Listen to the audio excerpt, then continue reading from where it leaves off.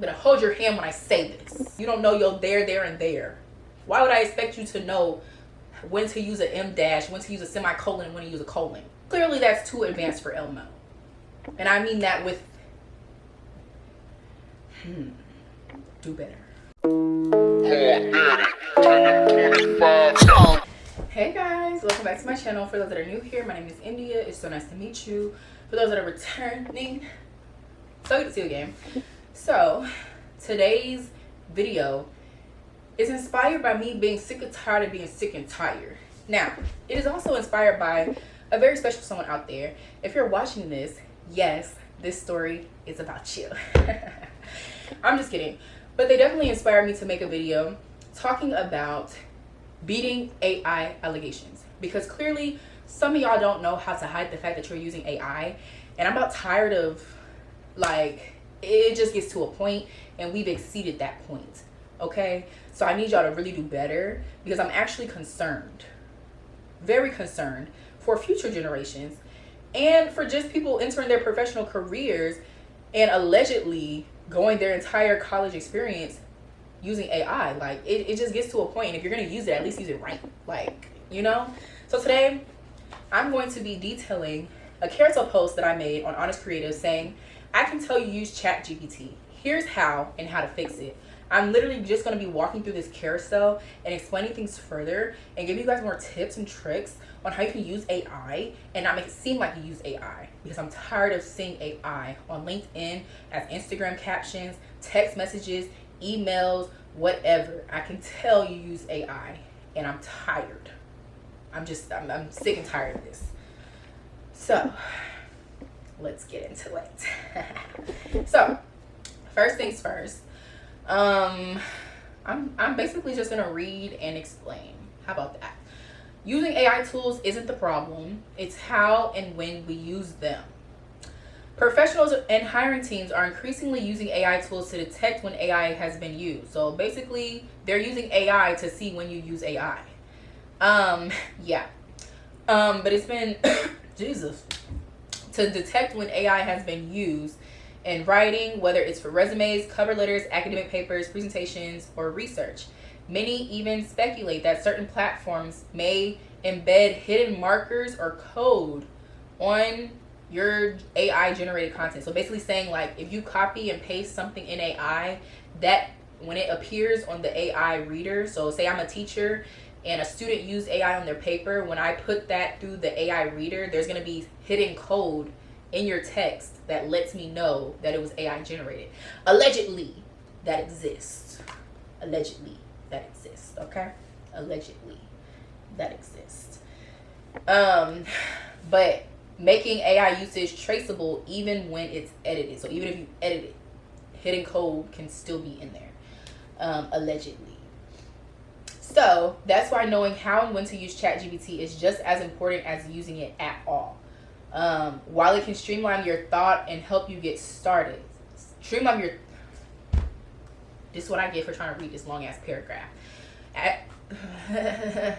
Even though it can help you streamline your thoughts, did I say that right? Streamline your thoughts and help you get started with something, AI cannot replace personal touch, tone, feel. It cannot replace that. Like, it can't, literally can't. So let's start with the first way that I know that you use AI. The chat dash, the M dash, also known as the M dash. The M dash is like the long hyphen. I know when you put stuff in ChatGPT, you be seeing that long dash. If you are the person that is keeping that long dash in your text, I'm gonna hold your hand when I say this. Do better. So I put that little dash you've been leaving in your copy, dead giveaway, that you copy and pasted your text straight from the app. And if you think about it, that long dash, commonly known as the M dash, isn't a direct key on our keyboards. Now, since making this post, I did figure out how to, locate the M dash. You just press and hold down the dash and then the M dash is there. But it's like, who's gonna do all that? Not me. And I'm pretty sure a lot of other people are not gonna do that. And aside from that, do you even know when to use the M dash for real? Like, yes, we all took English, but I feel like when it comes to like M dashes, even like colons and semicolons, like people y'all barely know two versus two. There, and there.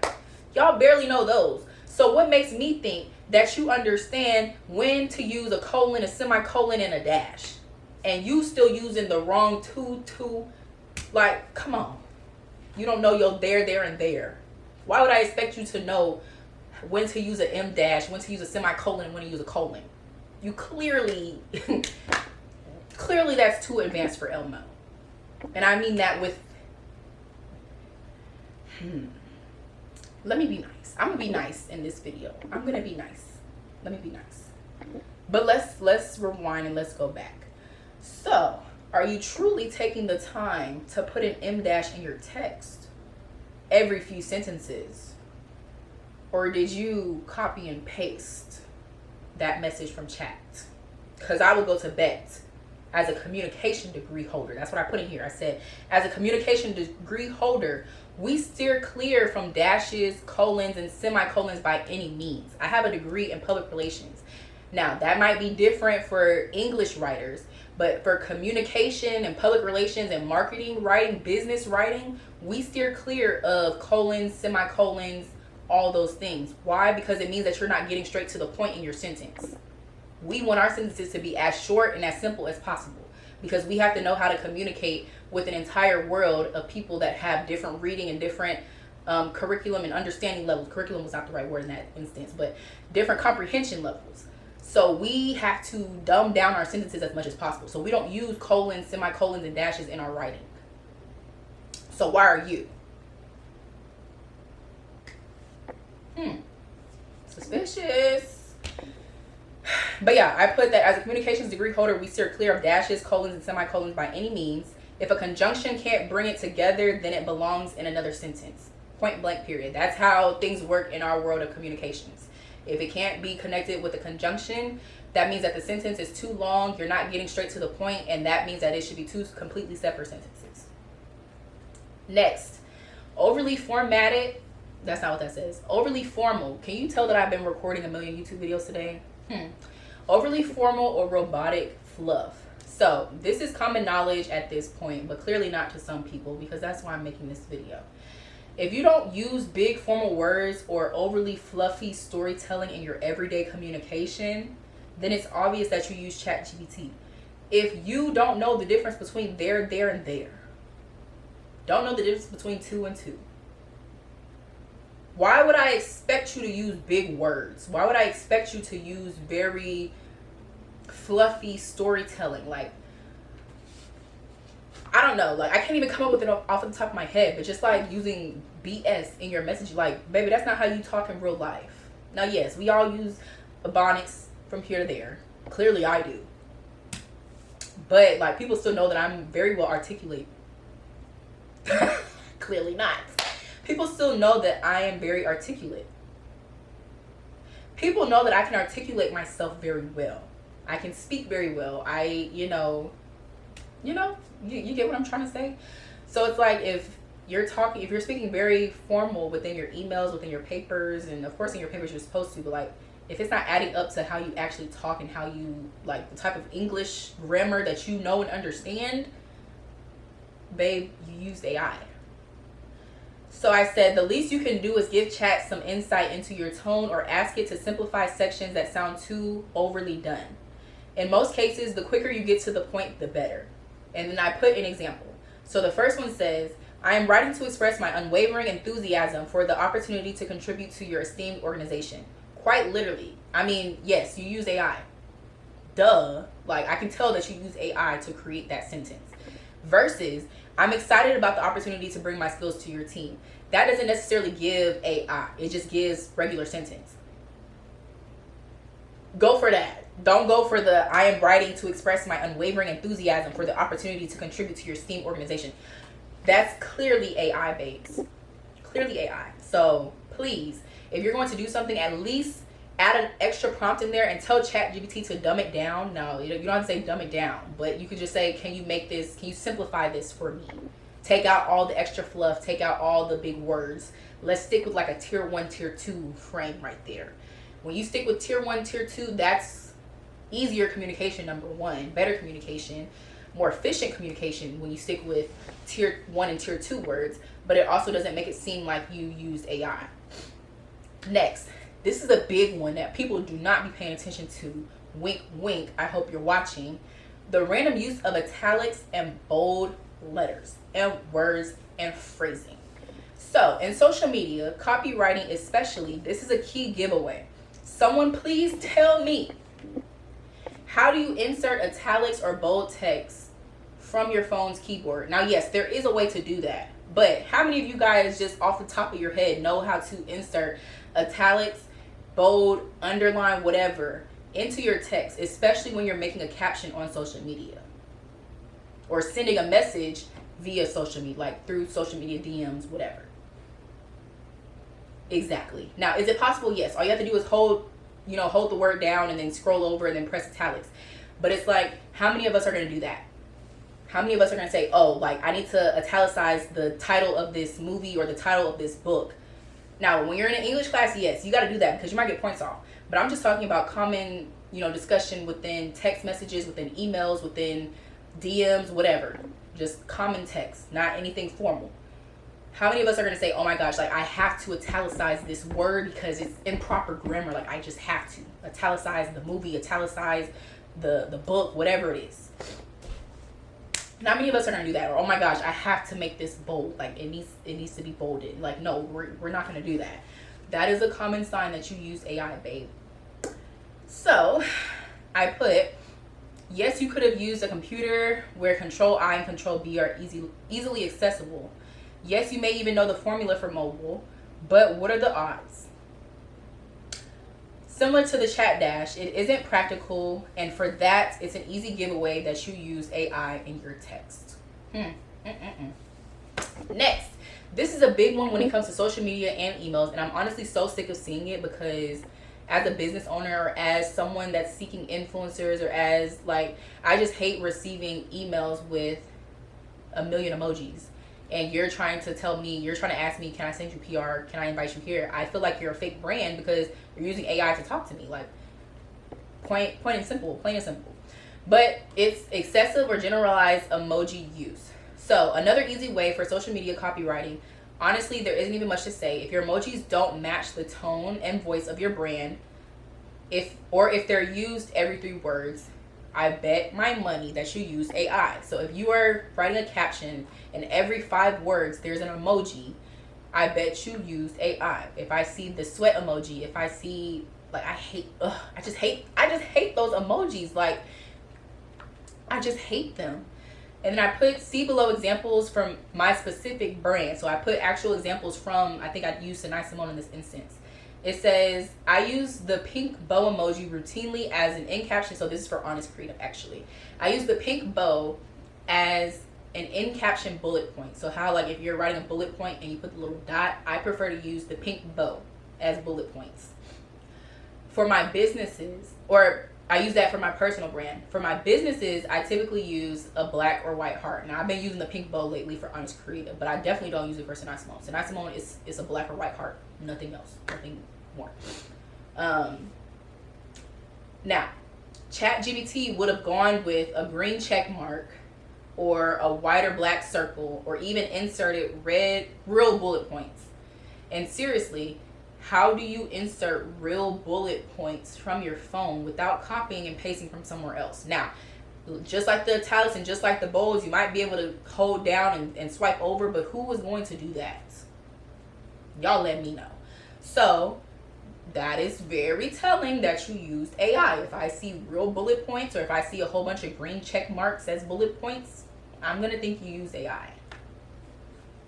Like, it might not be a dead giveaway, but I'm gonna be suspicious for sure. Now, I said that there's nothing wrong with it, but it's not unique to my brand. So there's nothing wrong with using real bullet points, nothing wrong with using green check marks, but it's just not specific to it's not unique to my brands. Like, I want consistency within the copy that I put on my brand pages when I'm doing captions. And I use ChatGPT for captions a lot of, like, very commonly. Now, a lot of the times I'm changing up what it says so that it fits my tone of voice, but, like, I just want it to be unique to my brands. So an example, I put another example. Chat will probably suggest yellow emojis for my business captions, but as a Black-owned brand speaking directly to a Black audience, I'm choosing brown emojis. So if I'm doing a hair care video, and well, number one, chat might recommend the yellow emoji with the scissors on the hair. Baby, I'm not doing that because that doesn't look like a fro. Why would I use that emoji for Synai Symone? I'm not using that. Or a chat might suggest, I don't know.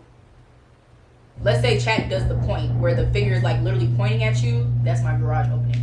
Chat might do the finger point, and the finger point is yellow. Why am I using yellow emojis when I'm a Black-owned brand and I'm speaking to Black consumers? I don't want any yellow emojis. Or at least not for my brand. Now, some brands, yes, they do use yellow emojis because they cater to multiple demographics. But me, baby, my emojis will be black. Okay, so that's just another example, just showing you how emoji use definitely does, you know, set the tone and make a difference. It might not be a dead giveaway. Now, it is a dead giveaway in emails where I see the gift box, then I see the green hashtag, then I see the celebration, then I see something like that's a giveaway that you use AI and that you just copy and paste it. But within your captions, like, please personalize your captions. Please take out the emojis after every 5 words. Like, please, please, please, please. I beg. Please, please. Next, now this is a big one, and honestly, this is a huge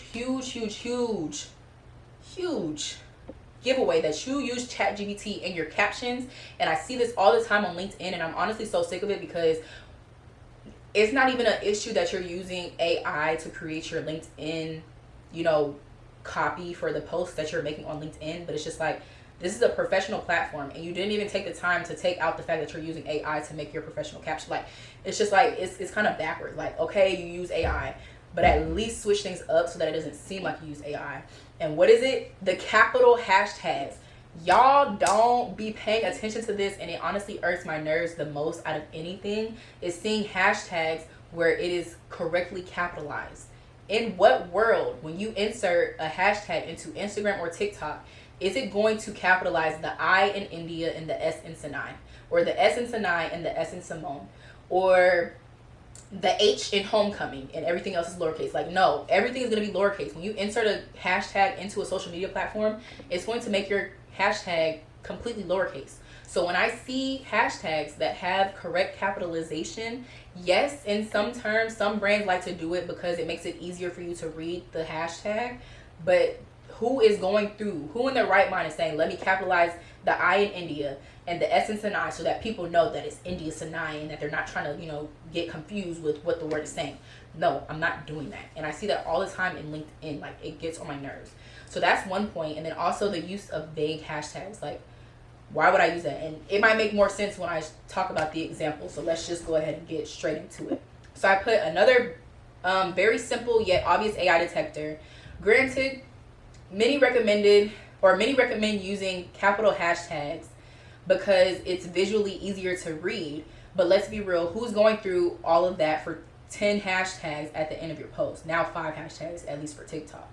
Not to mention, many apps will automatically change your hashtags to all lowercase once inputted into their SEO system. Instagram and TikTok do this. So when you're inputting hashtags and you have to click the hashtag, it's automatically going to make it completely lowercase. So it's like, if I see hashtags that have uppercase and lowercase, I know that you did not input, like, I know you didn't input it into their SEO system, which is another sign that you use AI. Then I put, additionally, chat's hashtag recommendations aren't always the best. One of my brands is a hair care brand, and chat recommended hashtag natural hair slay and hashtag black curl magic. The fuck? Are those bad? No, not necessarily. But hashtag natural hairstyle and hashtag black girl magic make more sense for my audience. So that's an example of me saying vague hashtags. Like, why would I use hashtag natural hair slay? So a simple fix is to tell chat to make your hashtags all lowercase and optimize them for topics and audiences within your specific niche. So I might say, hey chat, give me a list of hashtags for give me a list of hashtags optimized for natural hair, type 4 hair, lock hair care, black on hair care, da da da da. Give me a list of those hashtags and make sure all those hashtags are lowercase. That's an easy, simple fix to this easy detector that you use AI. Next, no personal touch or feeling. So for me personally, I have a lot of personality, as y'all can see. Whether it's my personal brand as a creator, one of my businesses, or even my professional career. Baby, I'm saying period. I'm saying, I might even say I know ball. Like, I'm going to say whatever I want. And maybe that's why I'm not in corporate anymore. Well, it's not why I'm not in corporate anymore. But every time I was in corporate, they loved me because I have personality. And that's another thing I noticed, that a lot of people pull their personality out of their LinkedIn posts. And me personally, I ain't never doing that. And I'm going to act how I act. Now, yes, there might be a little bit of code switching because I know when it's appropriate to, or I know what scenarios I need to be more professional in. But I'm still going to be professional with a side of this right here. So that's just me. But you do what you got to do, babes. Anywho, I put in parentheses, ask any of my previous managers about me, because they know I'm not going to hide my personality. Like, people love me because of my personality and because I'm not going to change myself for whatever environment. I might be having a conversation with the CEO and I'm still going to show my personality. And if she don't like it, then I don't need to be working there. Point blank, period. Anywho, I put that I love referencing trends and slang from Black culture in my work. So, for example, I regularly say, baby, I own businesses. Now, if you're tuned into Black culture, you know that's taken from Tokyo Tony. And honestly, I think that was one of my series is Baby, I Own Businesses. Confessions of a Corporate Dropout, or Confessions of a 14, something. But I put that into my Day in the Life of a Corporate Dropout video. That's too niche for chat. Chat would never say, India, you should say, baby, I own businesses. Because Tokyo Tony said it and it's going to relate to the Black community. ChatGPT would never say that. Another example, I put in a corporate sense, I talk semi-formal with a side of Gen Z slang. So I used to end all of my emails when I worked in corporate with another day, another slay. I used to end all of my emails. So when you would say sincerely or best regards, I would say another day, another slay. I would put that into all my emails. ChatGPT would never. If I said chat, line me up an email, make it semi-formal, it would never put another day, another slay. And I took that from the TikTok sound. Another day, another slave, period. Chat would never do that. Unless you specifically instructed chat to do that. So I put, the truth is, chat can't add personal touch or feeling to copy without being given real context or direction. If you're going to use it, at least guide it into your communication style. So another example, I don't know if I talk about this in a separate slide because I feel like I talked about it somewhere. But even my series names are very, very unique, and they are very culturally in tuned. So who would have thought of Corporate Dropout? Not ChatGPT, but I took it from College Dropout from Kanye and said, college dropout. I ain't a college dropout, but I am a corporate dropout. So let's do a series called Corporate Dropout. ChatGPT would have never came up with that. My series about content creation, the art of storytelling, and it's spelled like the song from Outkast. ChatGPT would have never said, India, you're Black. Why don't you use the art of storytelling for your content creation series? Because it ties into Outkast. ChatGPT would have never said that. Or my Cut the Cap series where I'm talking about cap cut editing. ChatGPT would have never pieced that together and said, oh my gosh, India, cut the cap sounds cute. You should do that because the platform is CapCut. So you're cutting the cap because you're exposing or you're sharing, editing tips. ChatGPT is not that intelligent. You have to tell ChatGPT to give you that type of stuff. And even when you do tell Chat to give you that type of stuff, it's still not going to give that same type of vibe. So it's like you have to have some sort of creative conscious to be able to think of something or think of a way to tell Chat to give you something a little different. Because Chat is not just going to do that on its own. Like, no, it ain't gonna do that. And that's all the tips I had. I didn't even know that it was gonna be that short. But yeah, y'all, I hope this helped. Those were just a couple of tips on how you can tell if somebody used ChatGPT. And like I said, I've just been getting so sick of seeing everybody use ChatGPT. Like, it's just getting to a point where it's like, okay, you use it, okay, like we all use it, but can you use it, correctly? Like, if just looking into how I use ChatGPT, I use ChatGPT all the time, y'all. Now, thankfully, I thank God, because I definitely would have succumbed to AI if ChatGPT was available while I was in college or while I was in high school. I'm so glad I did not grow up in that time. ChatGPT came up on the end of my college career. Like, I remember I was doing a paper, or I think I was working on a project, and it was the tail end of my career, and someone had mentioned ChatGPT, and I was like, what is that? Like, I've never heard of that.